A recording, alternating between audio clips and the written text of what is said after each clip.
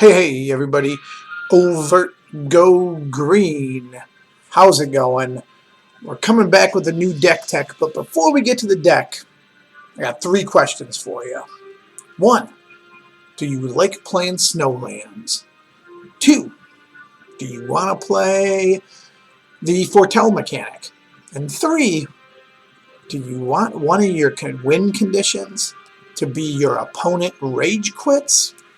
Well, if you answered yes to all those, this deck is for you. I call it Snow Blue. And obviously it uses 20 snow-covered islands. 2 Mystic Sanctuary, which we'll come back to in a second, why this card is actually hilarious and affects something I like to call your opponent's rage counters. And 2 Castle Vantress. But on to the meat of the deck, so to speak.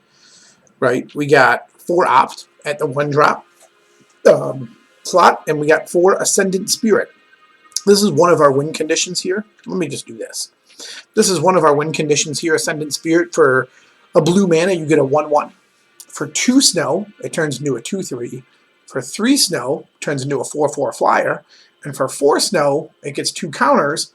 And if it deals combat damage to a player, you draw a card. You can pay the 4 snow more than once in a turn.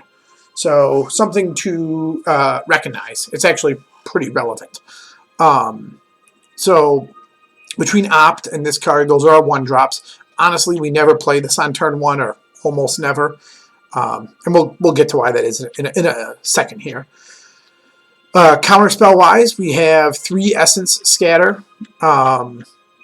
We have 3 Negate and 4 Jawari Disruption. This is also our lands 25 through 28. So the deck is carrying 28 lands. Obviously, these are just counters for countering spells. And they're also, they can be thrown away if you don't need them. Like if you're playing against a deck without creatures, you can throw them away using Teferi over here. And you can throw away the negates if you don't need them. Then we got 2 Midnight Clocks. The games go long in a mono blue deck. Also, in case you somehow weren't aware of this, this is probably the best mana rock they've printed in the last, 2, maybe 3 standards. I think it's fabulous for a standard mana rock. At 3 mana, we got 4 Brazen Borrower.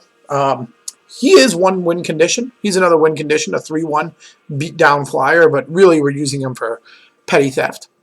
We got 4 Sought coming. Obviously, it's blue 1 for a counter target spell, but blue 1 is foretell. So you pay 2 colorless and foretell it, and then on a different turn, you can blue 1 it and cast it from your foretell zone. Really effective.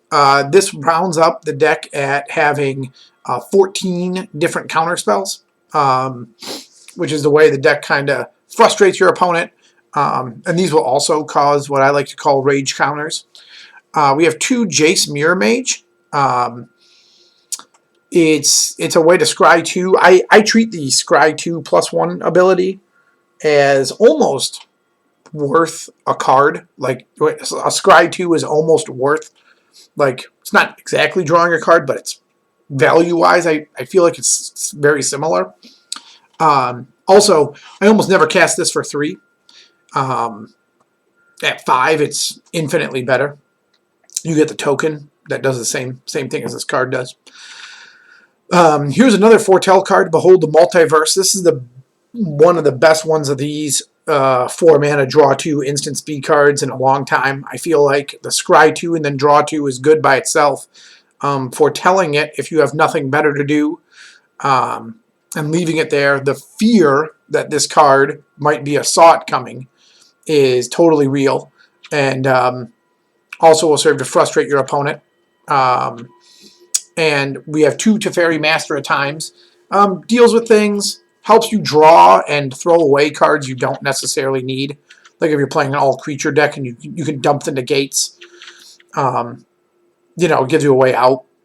Slows down the game significantly. And then we have our lands. Mystic Sanctuary has been surprisingly good late game to put back the counter spell you need on top of your deck. And then using a Behold the Multiverse or an Opt to draw into it and then counter is also very rage-inducing. And you keep hearing me mention rage counters, right? Those are the invisible counters that your opponent gets every time you counter one of their spells. Or make the game go on what seems like forever. Because in a best-of-1 matchup, man, oh man, do people get upset about the game going long, having all their stuff countered, you putting a counter spell back on top, drawing it, countering a spell, you shuffling with Midnight Clock and drawing cards. People really, really, really get frustrated about this. So just something to think about. The three main win conditions are Ascendant Spirit, doing damage to win, beat down with Brazen Borrower, or your opponent just gets so frustrated they quit. And that's a real thing with this deck. There's no sideboard. I set up this deck to be best of 1 playable. I find right now in standard best of 1, there's almost always targets for Essence Scatter, and there's almost always targets for Negate. So having 3 and 3 isn't necessarily a bad thing. It seems to have worked out fairly well in testing, at least.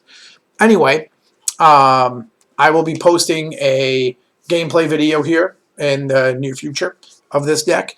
But if you have any suggestions, or you have a deck you'd like to see, or you just like the content, feel free to give me a thumbs up, leave a comment, subscribe, hit the little bell icon, all the yibber yabber. Otherwise, this is OGG out.